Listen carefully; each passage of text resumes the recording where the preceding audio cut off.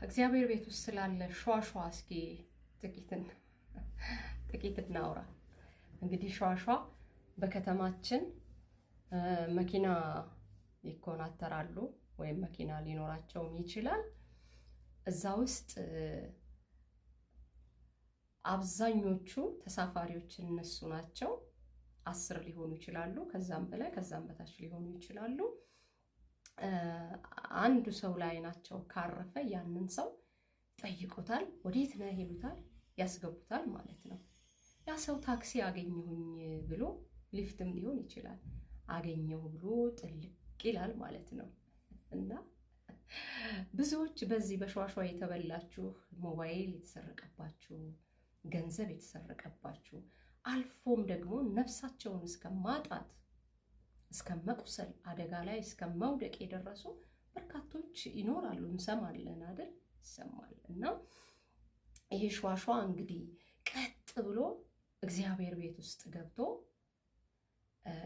እግዚአብሔር ያላላቸውን የሰውን ኪስ ለመበዝበዝ እግዚአብሔር ተናግሮኛል ብለው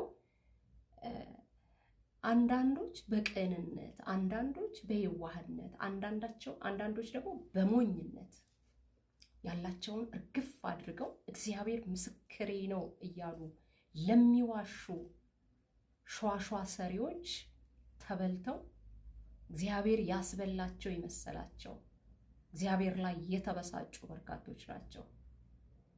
እግዚአብሔር እንዲህ ተናግሮኝ ብለው እግዚአብሔር ላይ የሚያኮርፉ ማለት ነው። ግን እግዚአብሔር አይደለም የተናገራቸው። ሸዋሸዋ የሚሰሩ በእግዚአብሔር ስም የሚነግዱ አሳፋሪዎች እናንተ ሰዎች ካልተመለሳችሁ የእውነት ፍርዳችሁ የከፋ ነው። ጠማማ መንገዳችሁ ላይ እግዚአብሔር ይቆማል። ነገር እንዲህ አይቀጥልም። መጽሐፍ ቅዱስ እንዲህ አይደል የሚለው? አትሳቱ፣ እግዚአብሔር አይዘበትበትም። ሰው የሚዘራውን ያንኑ ምን ይላል?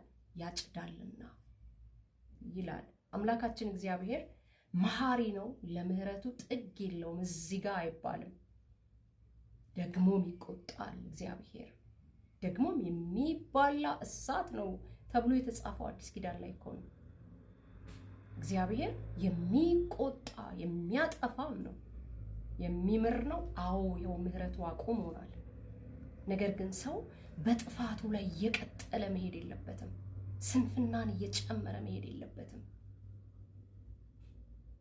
በእግዚአብሔር መንፈስ ላይ የምትቀልዱ፣ በልሳን ላይ የምትቀልዱ፣ የምታፌዙ እናንተ ሰዎች ግን እኔ ጤናማ አትመስሉኝም። አይምሯችሁ ጤናማ አይመስለኝም። እናንተ ሕያው በሆነ ኃያል ፈጣሪ አምላክ ላይ የምታፌዙ እናንተ አይምሯችሁ ጤናማ አይደለም። እንዴት ሰው በትልቅ ሰው ላይ እንኳን ሲያፌዝ እኮ ሊበቀለኝ ይችላል፣ የሆነ ነገር ሊያደርገኝ ይችላል ብሎ እኮ ይፈራል አይደል እንዴ? በግልጽ ወጥታችሁ አሁን አንድ ከፍተኛ ባለስልጣን ወጥታችሁ ትሳደባላችሁ። ለምን ትፈራላችሁ? አለራሳችሁ ህጉ ይፈርድባችኋል። ህግ አለ አይደል? ምድር በህግ ነው የምትተዳደረው። የእግዚአብሔር ቁጣ ወዲያው እንደ ብሉይ ኪዳን ስላልተገለጠ የሌላውን ፈለግ እየተከተላችሁ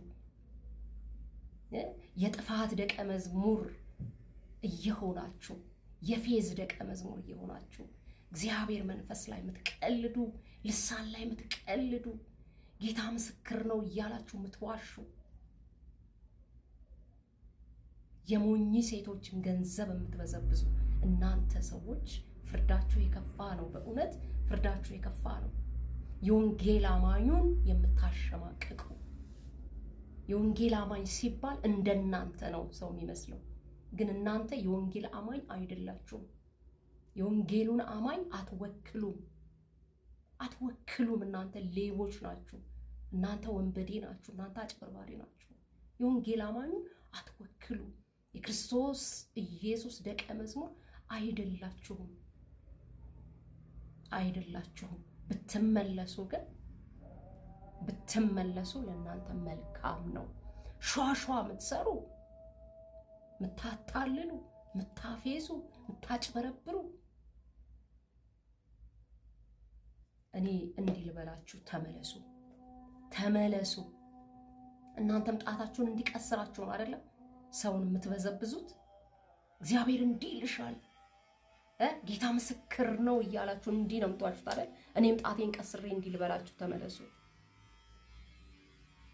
ወንጌል ክርስቶስ ኢየሱስ ደሙን ያፈሰሰለት ነው። በመስቀል ላይ ኢየሱስ የሞተለት ነው ወንጌል። አባቶቻችን የተገረፉለት የሞቱለት ነው ወንጌል። አትቀልዱ፣ አትቀልዱ በእግዚአብሔር ቤት።